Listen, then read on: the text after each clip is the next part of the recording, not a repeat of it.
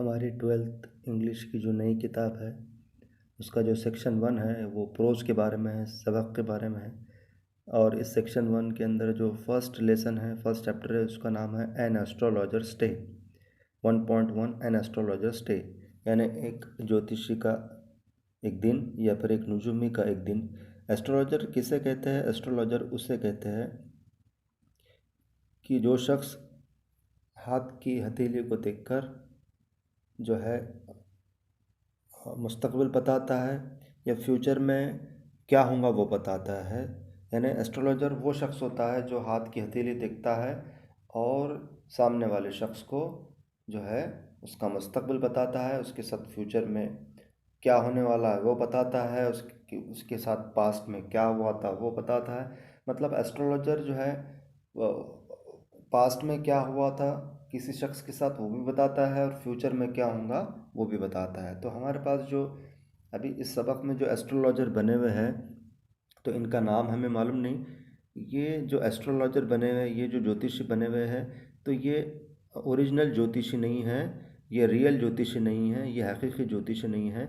इन्हें मजबूरी में ज्योतिषी बनना पड़ा क्योंकि जब वो अपने ओरिजिनल देहात में थे कई सालों पहले, जब वो अपने ओरिजिनल देहात में थे तो एक बार का वाक़या ऐसा होता है कि वो बहुत शराब पीते हैं और जुआ खेलते हैं और शराब पीने के बाद जुआ खेलने के बाद एक शख्स से उनका झगड़ा हो जाता है। उस शख्स का नाम रहता है गुरु नायक।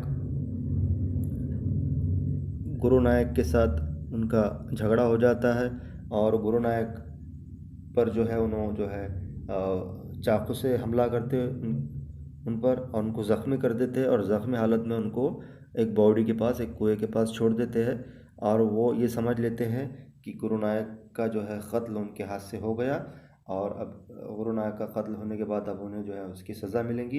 इसलिए वो वहाँ से उस देहात को, उनकी अपने ओरिजिनल देहात को छोड़कर भाग जाते हैं। लेकिन जो है फॉर्चुनेटली खुशकिस्मती से गुरु नायक बच जाते हैं। उन्हें एक राह चलते राहगीर जो है वहाँ से राह चलते राहगीर एक गुज़रते हैं उसी वक्त, तो वो एक शख्स उनको बचा लेते हैं तो उनकी जान बच जाती है गुरु नायक की। लेकिन ये बात हमारे एस्ट्रोलॉजर को नहीं मालूम रहती। तो एस्ट्रोलॉजर जो है घबरा कर पनिशमेंट के डर से, क्योंकि उन्होंने क्राइम किया था तो पनिशमेंट के डर से वो अपने देहात को छोड़कर भाग जाते हैं। और होता यह है कि वो कई सालों के बाद जो है वो जो है ये जो गुरु नायक है वो कई सालों के बाद उन एस्ट्रोलॉजर के पास जाते हैं। लेकिन गुरु नायक को ये मालूम नहीं रहता कि यही वही एस्ट्रोलॉजर है जिसने उनकी जान लेने की कोशिश की थी। तो गुरु नायक एस्ट्रोलॉजर के पास क्यों जाते हैं? वो इसलिए जाते हैं कि वो ये जानना चाहते कि गुरु नायक ये जानना चाहते कि उन पर जो शख्स ने हमला किया था वो अभी ज़िंदा है या मर गया, या अभी वो मतलब वो कहाँ मिलेगा उस शख्स की उन्हें तलाश है गुरु नायक को, क्योंकि गुरु नायक उस शख्स से वो बदला लेना चाहते हैं। तो हमारे जो एस्ट्रोलॉजर है, ये जो ज्योतिषी है, ये ज्योतिषी क्यों बने? ये तो गांव छोड़ दिया उन्होंने, ज्योतिषी क्यों बने? ज्योतिषी इसलिए बने, और ज्योतिषी बनने का उनको जो है कई फ़ायदे मिले, लेकिन उसमें से अहम 2 फ़ायदे मिले। पहला फ़ायदा ये हुआ कि ज्योतिषी बनने से उनकी पूरी पर्सनैलिटी चेंज होगी, कंप्लीट पर्सनैलिटी चेंज होगी, तो लोग उन्हें अब पहचान नहीं पा रहे। और दूसरा क्या हुआ, ज्योतिषी बनने से वो आसानी से जो है जो है अपनी ज़िंदगी को चला सक रहे हैं, कुछ तो भी पैसे कमा रहे हैं। तो ये 2 बेनिफिट हो गए कि कुछ पैसे कमान यानी कुछ जो है एक रोज़गार का साधन बल्कि भी जो है वो ज्योतिषी बन गया है, और दूसरा जो उनकी पर्सनैलिटी पूरी चेंज होगी जिससे उन्हें कोई पहचान नहीं पा रहे हैं। हम अब आगे बढ़ते हैं। ये जो स्टोरी है, ये जो स्टोरी के राइटर है आर के नारायण, ये बहुत फेमस राइटर है। इन्होंने ये स्टोरी लिखी है आर के नारायण। और ये जो स्टोरी है ये जो है एक दूरदर्शन पे एक सीरियल आया करता था जिसका नाम था मालगुडी डेज़। तो मालगुडी डेज़ के अंदर भी ये स्टोरी बताई गई है या बताई जाती है। देखिए, मालगुडी डेज़ सीरियल में ये जो स्टोरी है ये बताई जाती है। An astrologer's day. An astrologer's day. देखिए उसकी रीडिंग की जा रही है। Punctually at mid day he opened his bag and spread out his professional equipment. यानी बिल्कुल मिड डे में, यानी दिन के बिल्कुल बीच का जो वक्त है वहाँ पर वो अपने बैग को खोलते थे हर रोज़ और प्रोफेशनल इक्विपमेंट, उनके साजो सामान को निकाला करते थे। Which consisted of a dozen cowrie shells. इसमें क्या रहता था कि एक डजन भर काउरी शेल रहते थे। काउरी शेल मतलब लेफ्ट में दिया हुआ है, देखिए, अ सी एनिमल, यानी जो कौड़िया होते हैं जो समुद्र के किनारे मिलते हैं वो कौड़िया उनके पास रहते थे। A square piece of cloth, एक चौकोने जो है साइज का कपड़ा, विथ ऑब्सक्योर मिस्टिक चार्ट्स। और उस कपड़े पे क्या रहते थे? ऑब्सक्योर मतलब डिफ़िकल्ट टू अंडरस्टैंड, मतलब जो समझने में मुश्किल है, ऐसे जो चार्ट्स रहते थे उसके ऊपर, मिस्टिक चार्ट्स मतलब सुपर नेचुरल चार्ट्स उसके ऊपर रहते थे। A notebook and a bundle of palmyra writing. Palmyra left में दिया गया, देखिए palmyra a kind of palm, यानी पालमीरा जिसका ताल्लुक किससे है? जो है हमारे हथेली से है, पाम से है। Palmyra writing.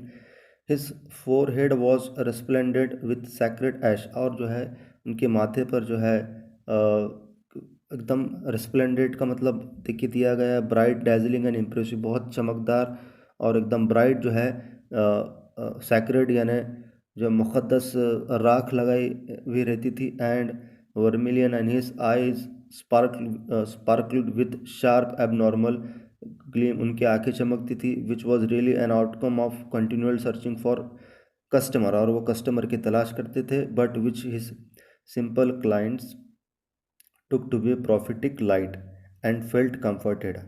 और जो है और लोग जो है इसको जो है उनका एक प्रॉफिटिक लाइट समझते थे, कुछ तो भी तिलिस्माती लाइट समझते थे। इस चमक को देखकर वो तिलिस्माती लाइट समझते थे। उनके जो है जो उनके माथे पर राख लगी हुई रहती थी तो लोग जो है बहुत अट्रैक्ट होते थे, इसका मतलब, और वो उनके उनकी पर्सनालिटी को देखकर जो अट्रैक्ट होते थे और बहुत कंफर्ट महसूस करते थे, बहुत खुशी महसूस करते थे, ऐसा बताया गया। The power of his eyes was considerably enhanced by their uh, position, placed as they were between the painted forehead and the dark whiskers which streaked down his cheeks। और उनकी जो whiskers थी, यानी उनकी जो मूछें थी बिल्कुल बड़ी बड़ी थी। even a half wit's eyes would sparkle in such a setting। to crown the effect he would uh, to crown the effect he wound saffron colour turban, और वो पगड़ी पहना करते थे। टर्बन का मतलब वो सैफरन कलर की, ज़ाफ़रानी रंग की पगड़ी पहना करते थे around his head. This colour scheme never failed, ये हमेशा ये जो कलर स्कीम होती थी इसी तरीके से वो पहना करते थे रोज़। People were attracted to him as bees, यानी लोग इस तरीके से अट्रैक्ट होते थे कि मानो जैसे कि मधुमक्खियाँ जो है, मधुमक्खियाँ अट्रैक्ट होती है मीठा, किसी मीठी चीज़ को देखकर जो है मधुमक्खियाँ अट्रैक्ट होती है, उस तरीके से लोग जो है इनको देखकर अट्रैक्ट हुआ करते थे। People were attracted to him as bees are attracted to cosmos और dahlia stocks. He sat under the boughs of a spreading tamarind tree, मतलब वो जो है हमारे जो एस्ट्रोलॉजर है ये कहाँ बैठा करते थे? ये जो है इमली के, टामरिन ट्री मतलब इमली के दरख्त के नीचे बैठा करते थे। Which flanked a path running through the town hall park, ये कहाँ था? टाउन हॉल पार्क के इलाके में था, उस शहर के। It was a remarkable place in many ways, और ये जो जगह है बहुत रिमार्केबल थी, बहुत एकदम डिफरेंट थी। A surging crowd was always moving, और बहुत भीड़ हुआ करती थी यहाँ पर। नेक्स्ट पेज पे आइए। बहुत भीड़ हुआ करती थी यहाँ पर टाउन हॉल के प्लेस पर। Crowd was always moving up and down this narrow road, और रोड बिल्कुल नैरो छोटे छोटे हुआ करते थे मॉर्निंग से टिल नाइट, मतलब सुबह से लेकर शाम तक यहाँ पर भीड़ रहती थी। A variety of trades and occupations was represented all along its way, और यहाँ पर जो है मुख्तलिफ़ किस्म के ट्रेड्स और ऑक्यूपेशंस चलते थे, मुख्तलिफ़ किस्म के बिजनेस चलते थे। अलग अलग ऑक्यूपेशन के लोग, अलग अलग पेशे के लोग, अलग अलग बिजनेस के लोग यहाँ पर बैठा करते थे, दिखते थे यहाँ पर। मेडिसिन सेलर, दवाएं बेचने वाले, sellers of stolen hardware and junk, यानी चोरी का सामान बेचने वाले लोग, मैजिशियंस जादूगर, and above all an auctioneer of cheap cloth, और जो है चीप क्लोथ्स यानी सस्ता कपड़ा बेचने वाले लोग, who created enough din all day to attract the whole town, और जो है वो लोगों को अट्रैक्ट किया करते थे ये पूरे businessmen. Next to him in vociferousness came a vendor a fried groundnut who gave his wear a fancy name each day। तो उसके बाजू में जो है हमारे एस्ट्रोलॉजर के बाजू में एक vociferous came a vendor, vociferousness, next to him in vociferousness came a vendor, यानी हमारे जो एस्ट्रोलॉजर हैं उनके बाजू में जो है कोई वेंडर आए थे, कोई बेचने वाले आए थे। तो फ्राइड ग्राउंड नट बेचा करते थे, वो मूंगफली बेचा करते थे। मूंगफली को क्या करते थे, फ्राई करते थे, उसको भूनते थे और उसको बेचा करते थे। उसकी जो बेचने वाले जो है, वो जो वेंडर है, उसको जो बेचने वाले हैं, तो वो जो है हमारे एस्ट्रोलॉजर के बाजू में आए थे। तो नेक्स्ट टू हिम इन वॉसिफरसनेस, वॉसिफरसनेस का मतलब देखिए यहाँ दिया गया राइट को, बीइंग लाउड एंड नॉइसी।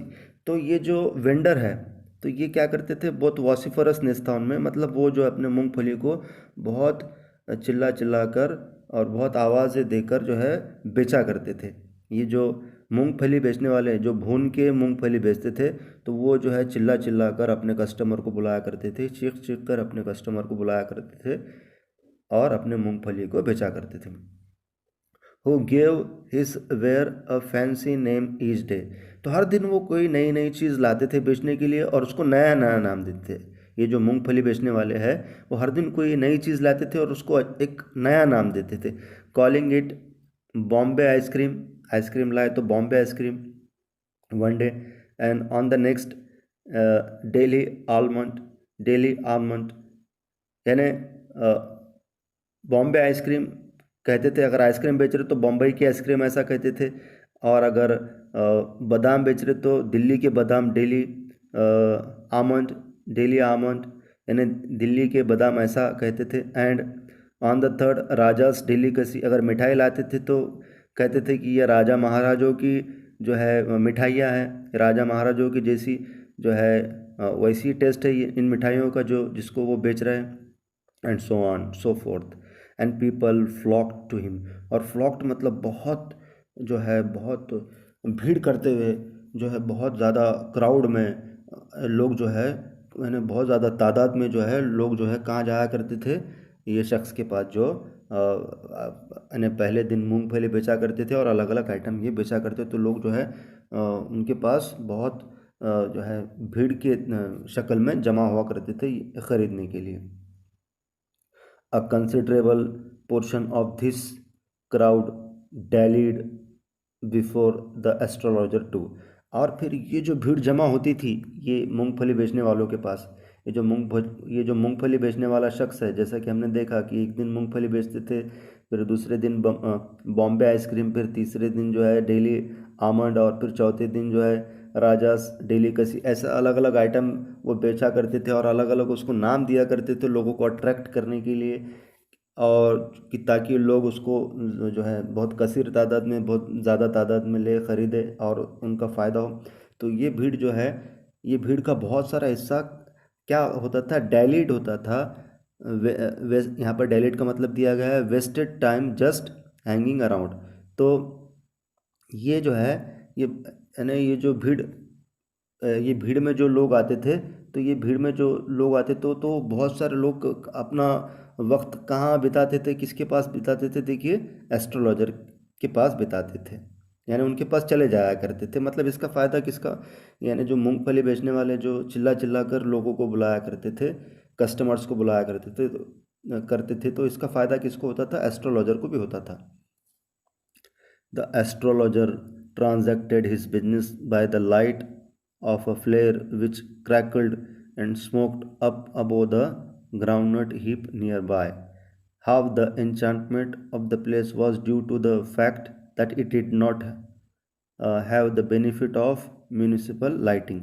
और इसका इस ये जगह है, इसका एक enchantment, ये जगह का enchantment था, एक ये जगह का एक मैजिक था, ऐसा बताया गया है। देखिए enchantment का मतलब दिया गया है बाजू में यहाँ पर राइट में, मैजिकल इफेक्ट और चार्म, एक जादुई बात थी इस जगह के अंदर, एक तिलिस्माई बात थी, एक जादुई बात थी इस जगह के अंदर, क्योंकि इस जगह को किस चीज़ का बेनिफिट नहीं था, म्यूनिसिपल की लाइटिंग नहीं थी यहाँ पर। तो एक किस्म की ये जगह कैसी लगती थी, एक जादुई लगती थी, एक तिलिस्मी लगती थी, जिसका फ़ायदा किसको होता था, एस्ट्रोलॉजर को होता था। देखिए next line, the place was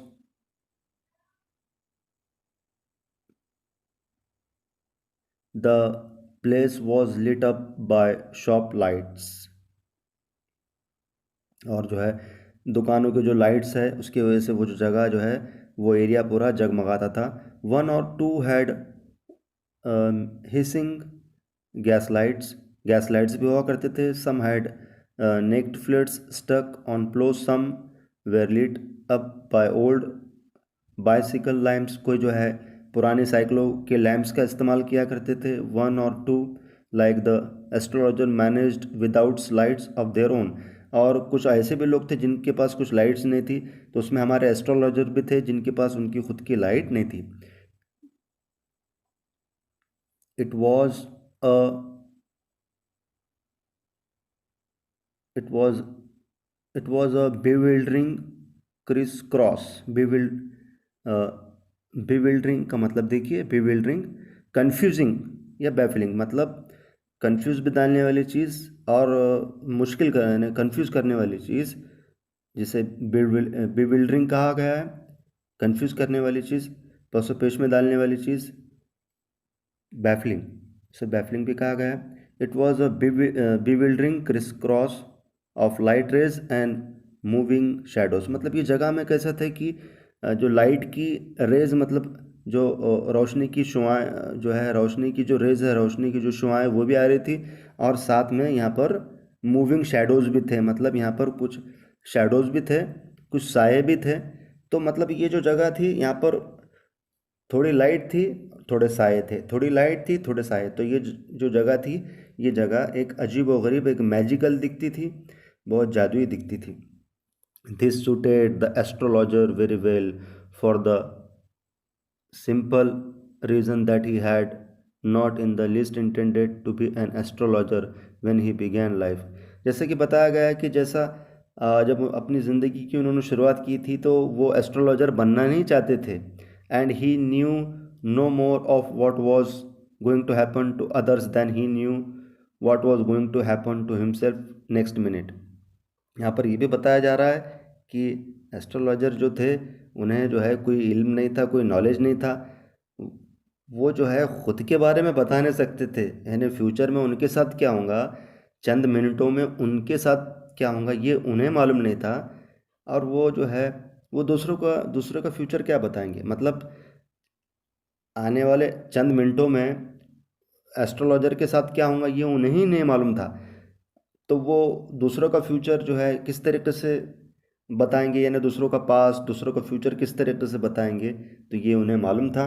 जैसा कि बताया गया है कि ये मैंने बताया आपको, देखिए कि जैसे ये जो है ये रियल एस्ट्रोलॉजर नहीं थे।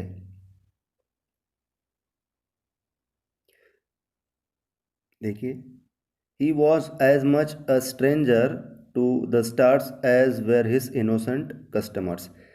तो इन्हों भी जो है स्ट्रेंजर थे, मतलब ये भी जो है अनजान थे, किससे, सितारों से, स्टार से ये भी अनजान थे। हमारे एस्ट्रोलॉजर भी जो है सितारों से अनजान थे, सितारों का उनको जो है कुछ नॉलेज नहीं था, क्योंकि हमें मालूम है कि सितारों का और एस्ट्रोलॉजी का ताल्लुक़ होता है, सितारों का और एस्ट्रोलॉजी का ताल्लुक़ होता है। तो हमारे जो एस्ट्रोलॉजर थे ये ओरिजिनल नहीं थे, और उनको सितारों के बारे में कुछ भी नहीं मालूम था, और हमारे इनोसेंट जो कस्टमर्स आते थे, मासूम कस्टमर्स, उनको भी नहीं मालूम रहता था।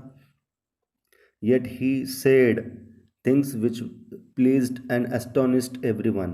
लेकिन इसके बावजूद भी वो जो कुछ बातें इस तरीके से वो लोगों का फ्यूचर बताया करते थे कि लोग बहुत प्लीज्ड हो जाया करते थे, खुश हो जाया करते थे, और एस्टोनिस्ड करते थे एस्टोनिश्ड कर देते थे, बहुत चौंका देते थे लोगों को, सबको।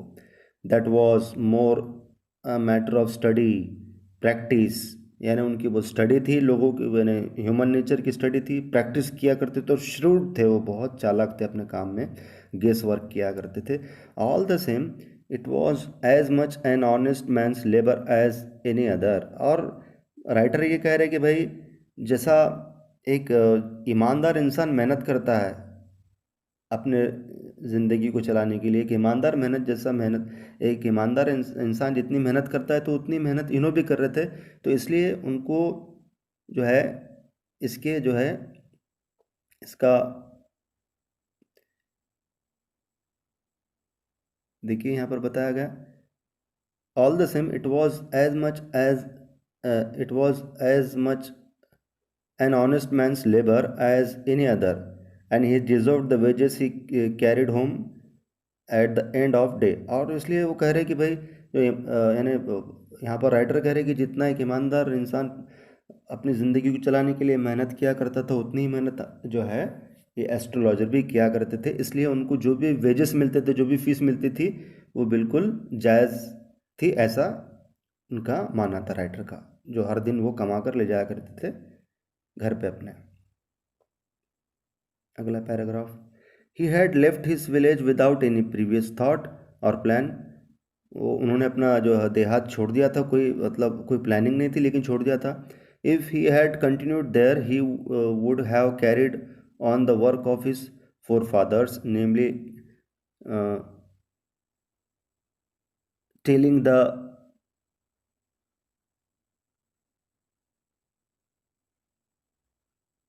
tilling the land, living, marrying and ripening in his cornfield and ancestral home।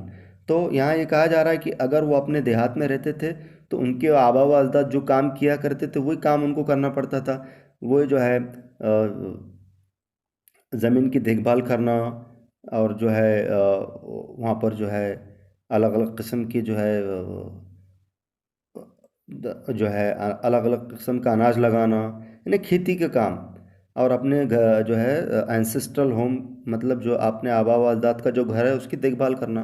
तो मतलब कि यहाँ पर ये कहा जा रहा है कि अगर वो अपने ओरिजिनल देहात में रहते तो वही खेती बाड़ी का काम करना पड़ता, और वो अपने जो पुश्तैनी मकान है उसके जो है उसकी देखभाल उन्हें करना पड़ती थी, लेकिन उन्होंने वो अपना देहात छोड़ दिया था। But that was not to be, he had to leave home without telling any one. और जैसे कि हमें पता है कि उनको बगैर बताए घर छोड़ना पड़ा था। He could not rest till he left it behind a couple of 100 miles। He had to leave home without telling anyone, and he could not rest till he left it behind a couple of 100 miles। मतलब बहुत दूर आ गए थे वो अपना देहात छोड़ के।